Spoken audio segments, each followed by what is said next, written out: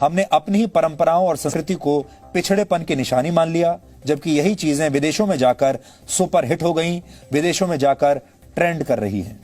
प्राचीन काल से भारत में योग जीवन का बहुत महत्वपूर्ण हिस्सा है, लेकिन भारतीयों ने इसे तब अपनाया जब योग योगा हो गया।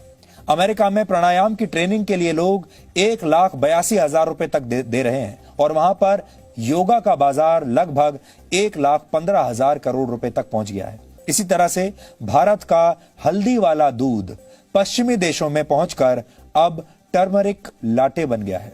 इटालियन भाषा में लाटे का मतलब होता है दूध, यानी इसका मतलब भी वही है, हल्दी वाला दूध। तो हल्दी वाला दूध जब आपको यहां भारत में बताया जाएगा तो आप उसकी कद्र नहीं समझेंगे, लेकिन जब यह कहा जाएगा कि आप टर्मरिक लाटे पी लीजिए तो आप मुंह मांगा पैसा देकर उसे खरीदेंगे।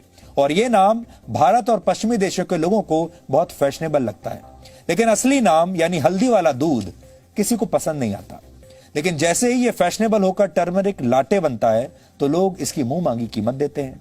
आजकल भारत समेत कई देशों में आपको टर्मरिक लाटे आसानी से मिल जाएगा और बड़ी बड़ी मल्टीनेशनल कंपनियां जो इससे पहले आपको कॉफी बेचा करती थीं, अब अपने आउटलेट्स में टर्मरिक लाटे भी बेच रही हैं।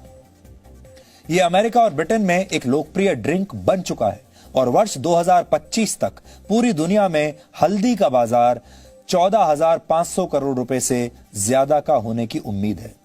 भारत के गांवों में टूथब्रश के बदले नीम के दांतों का प्रयोग अक्सर किया जाता है और वहां यह बिल्कुल मुफ्त में मिलता है, लेकिन विदेशों में इसे च्यू स्टिक्स का नाम दिया गया है और इसकी कीमत 200 रुपए तक होती है। आपने अपने बुजुर्गों को अक्सर गांव में चारपाई का इस्तेमाल करते हुए जरूर देखा होगा। हमारे गांव में आज भी आपको चारपाइयां मिल जाएंगी। भारत में एक चारपाई की कीमत औसतन लगभग 500 रुपए के आसपास होती है, लेकिन ऑस्ट्रेलिया में ऐसी चारपाई 50,000 रुपए में बिक रही है और वहां इसे ट्रेडिशनल इंडियन डे बेड के नाम से बेचा जा रहा है। हमारे देश में गौमूत्र को लेकर बहुत सारे लोगों के मन में गलत धारणाएं हैं, लोग मजाक उड़ाते हैं। पेट संबंधी बीमारियों में आयुर्वेद गौमूत्र के सेवन की सलाह देता है और कई गंभीर बीमारियों में भी यह फायदेमंद होता है।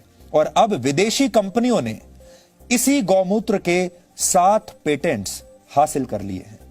सिर्फ परंपराएं ही नहीं, पश्चिम में अब भारत की पूजा करने की पद्धति भी मशहूर होने लगी है। हमारे देश में पत्थरों की पूजा की जाती है, अब अमेरिका में इसकी नकल की गई है और वहां पर इसे ग्रेटिट्यूड रॉक का नाम दिया गया है। वहां के लोग इस पत्थर को प्रकृति से जुड़ने का एक माध्यम मान रहे हैं।